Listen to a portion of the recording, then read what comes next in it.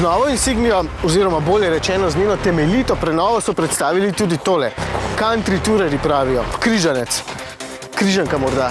Ne vem, no, danes itak vsemu, kar zmore zapeljati čez kakšen kamenček ali pa po snegu pravijo križanec. Pa naj bo. Čeprav sumim, da tale vseeno zmore nekaj več, ker ima 4-kolesni pogon, je pa za resne terenske vragolije vseeno njen trebuh premalo oddaljen od tal. Plastični dodatki tu in tam, zaščita podvozja in 2 cm večja oddaljenost od tal, to so dejansko glavne značilnosti. Kot da bi pri Oplu želeli, da se z njihovo zastavonošo podimo po brezpotih. Robata eleganca ji pravijo, in moram priznati, da res dobro izgleda prav rambovsko, tudi če je umazana v takem vremenu.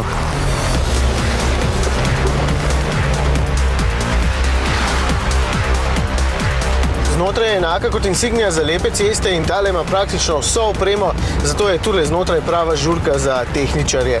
Tale trackpad se mi zdi odlična ideja, ki je pa zelo slabo izvedena. Ploščica ni dovolj odzivna, dejansko je celo štorasta, zato mnogo raje klikam po tem 8-palčnem zaslonu na dotek. Malce bolj odzivno je vse skupaj, ampak sistem tudi tukaj ne dosega konkurence in nekatere rešitve so dejansko hecne. Recimo vpis naslovov navigacijo, za katerega je potreben točno določen vrstni red. Država, mesto, ulica, vse naenkrat, vse v eno vrstico, sicer ne najde niti Ljubljane. Za vnašanje naslovov lahko tudi pišemo oziroma rišemo, kar je fina zadeva, ki pa traja vseeno predolgo. Tudi shranjenih radijskih postaj ne mara izbirati, kdo ve, kaj je pičilo.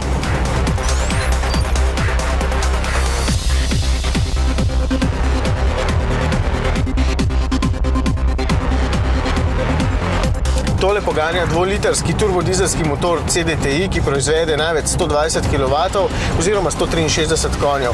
Je najvarčnejša opcija v Country Tourerju, ki pa nekako vseeno ni varčna, niti posebej dinamična ne. 8 litrov nam je pila insignija na testu.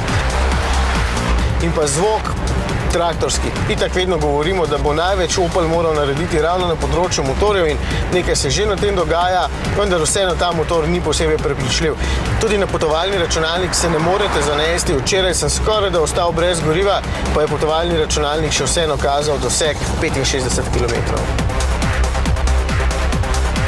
Najmočnejša točka insignije so vsekakor vozne lastnosti. Povratnih informacij preko volana je veliko, čeprav je občutek na trenutke malce električno umeten. Ampak nos vsekakor lepo sledi zavoju, bolj lepo kot pri marsikaterem tekmecu, kar pomeni, da je podvozje dobro nastavljeno in zato insignija zna na lepi cesti celo raztegniti ustnice. Ampak dejstvo je, da tega avtomobila ne bodo kupovali tisti, ki želijo polagati ovinke ali pa se voziti po džunglah, ampak družine, ki imajo vikend, do katerega pelje kakšna makadamska pot. Počakaj bom takoj. Mogoče bo pot celo zasnežena in si boste lahko privoščili malo zabave, da boste vsaj izkoristili 4-kolesni pogon.